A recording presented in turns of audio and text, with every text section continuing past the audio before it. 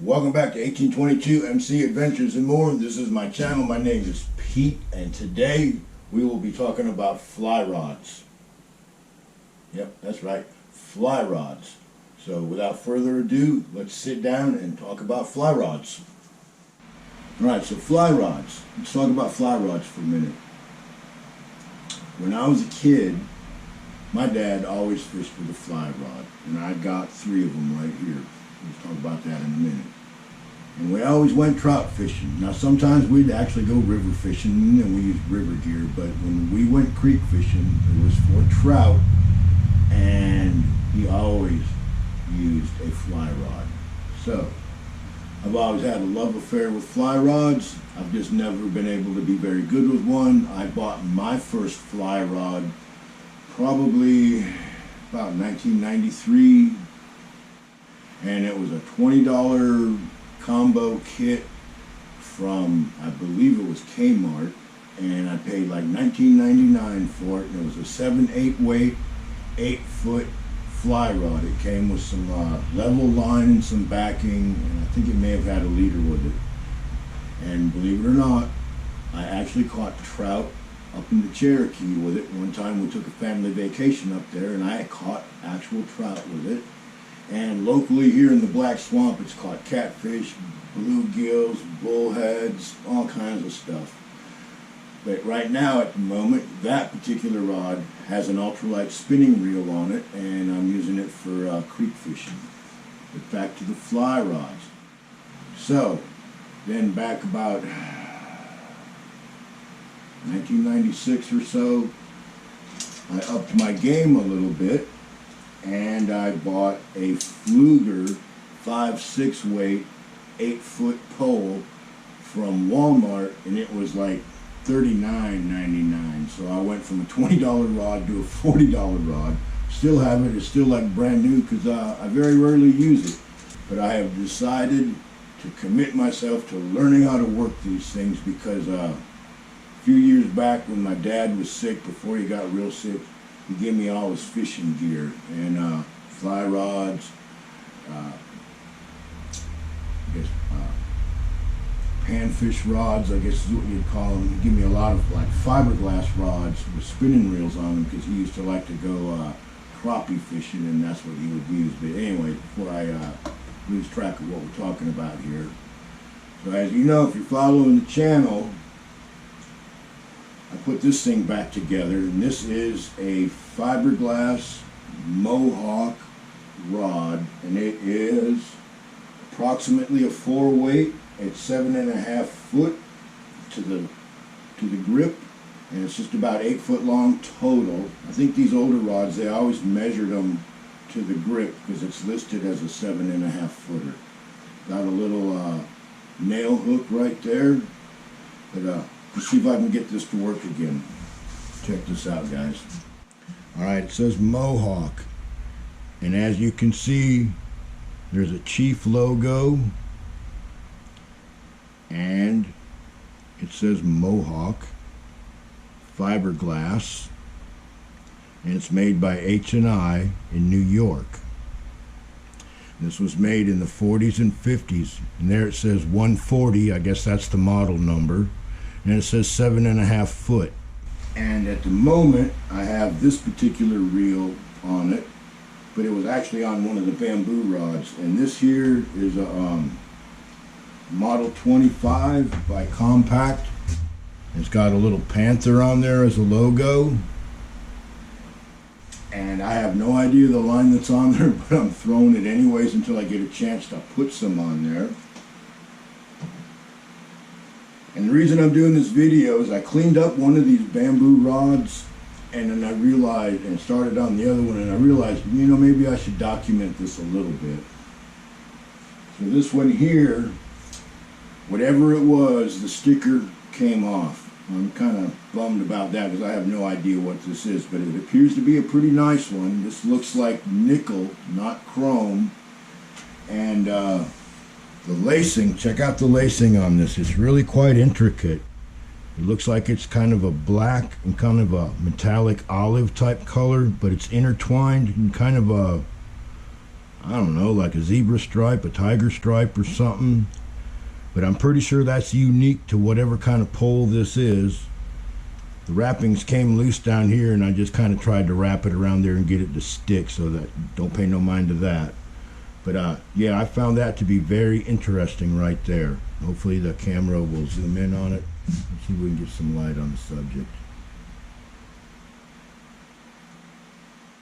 And what I did with this was the grip was like black, so I sanded it off with some sandpaper, washed it down with some Dove dish soap, of course, right? What else would you do it with? Then I took a little pledge to shine it back up, and I have a feeling I'm going to rub it down. Well, I'm getting ahead of myself. Let's just stop there for a second. So these are the other two pieces with it, right? This piece is straight, the middle piece is straight, but the end piece is bowed and hooked. So I may try to fix this myself. I've went down the rabbit hole of fly rod building and repairing on YouTube, and I'm like, wow, it's probably right at the edge of my ability. Because I'm going to have to cut the guides off, and I'm going to have to steam it and press it, stretch it, and all kinds of weird shit. If I find out this is actually a valuable fly rod, I may turn it over to a professional. It just depends. Like I said, all I got to go on is that threading right there. But it may be a little bit more than what I can do. And this is the one I thought I was going to have to send off. And I started cleaning it, and then I realized I had better stop because I need to detail some of this. What this is, now check this out. For those of you that know what fly rods are, this is a Hendon Black Beauty number 17, 8.5 foot, 2.5 F, and I forgot what, I think that's just some kind of old school line designation. I forgot what that means. The 2.5 F refers to the size of the ferrules, and according to my research so far, this is a bass weight fly rod. Okay, well, it seems pretty limber, but whatever.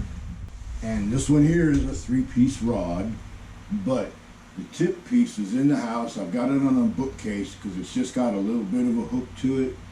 And I've got right where the hook starts is at the edge of the bookcase. The rod is clamped to the bookcase, and I took a paper clip and a couple of sinkers, and I'm just putting a little pressure on it to try to bend it back straight. We'll see if that works. I might try steaming it just a little bit, or I might try using a heat gun. I've seen it done both ways, but I don't really want to fool around with the integrity of the rod. I know if I steam it, I might loosen up the glue, because this rod right here was made between, if my memory serves me right, this was made from like 48 to 55, so it's pretty damn old. But I started cleaning it already, so let me show you what we're working with here. I guess the grip came loose and my dad just kind of somehow glued it on there. I'm probably going to put this in hot water, see if I can loosen that up and maybe reseat it straight. Some kind of shiny metal that looks like brass or something like that, copper, I'm not sure. I'll have to shine it up. The cork is black, but I started sanding it and it's sanding out nice. I will leave a little patina. The hook ring is gone. Looks like the little piece is still there, so maybe a new snap ring could get put into that. But I started cleaning this with a Brillo pad, an SOS type pad. I'm going to be very careful around here. It's a lot of years and years of dirt and caked up mud, but I'm going to try to get as much off as I can. And then, as you can see, the varnish or shellac has alligatored a little bit. I'm kind of hoping I can maybe rub this out just a little bit. This is what the middle piece is looking like. I've already cleaned it up a little. I'm gonna scrub on it some more. But the ferrules seem to be in very good shape. They look like they're made out of high-speed steel. This ferrule here seems a little goobered, but it's goobered all the way around, so I'm thinking it was made that way and the wrappings came off. That's at least my opinion, and I don't know squat diddly. But yeah, other than that, this piece looks pretty good. And the inside piece it's about the same as this. And according to some of my research, that, like I said, that alligator comes from heat, either from being stored in a garage, an attic, the trunk of a car, whatever. But I'm hoping with some fine steel wool, I can smooth this stuff out pretty good, and then maybe rub it down real good with, like, say, some boiled linseed oil or some tung oil for now, and I'll be able to fish the rod. And the weight of these bamboo rods, I don't know at the time being. I will, the next time I talk about them, I'll know that, because what I do, there's a mathematical formula that you can do, and I've already figured this one out here to be like right at a 4 weight, but I'm going to measure it again to make sure. And that way I'll know what we're dealing with and how I want to fish these things.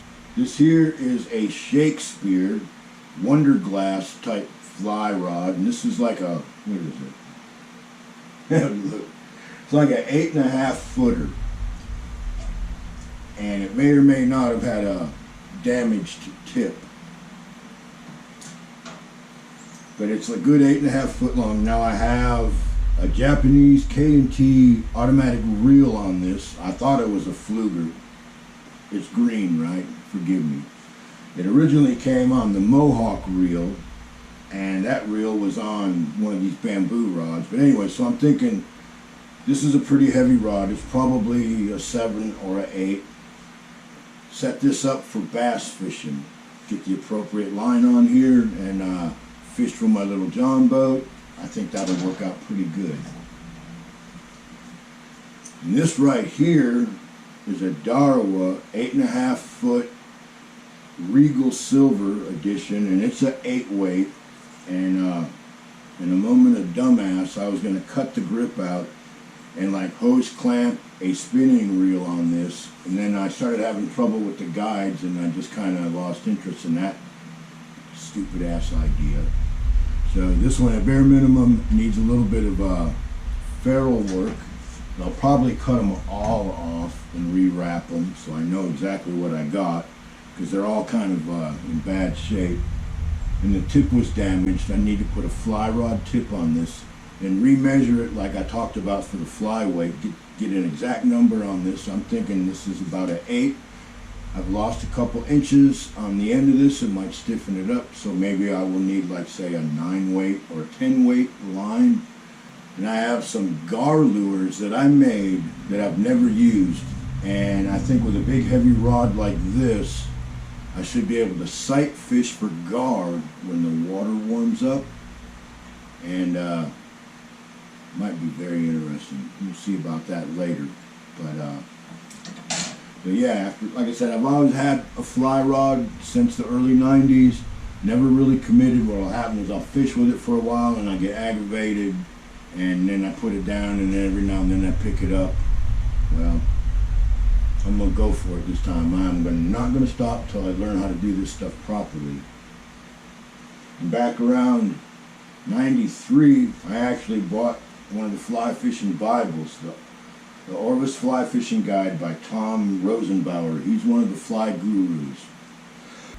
But quite honestly, when I started reading the parts about how to throw a rod, it just was kind of foggy to me. But since I've seen some videos, it's all kind of clicked. And now I'm out in the backyard having better luck. Had a little bit of luck the other day catching some bluegills.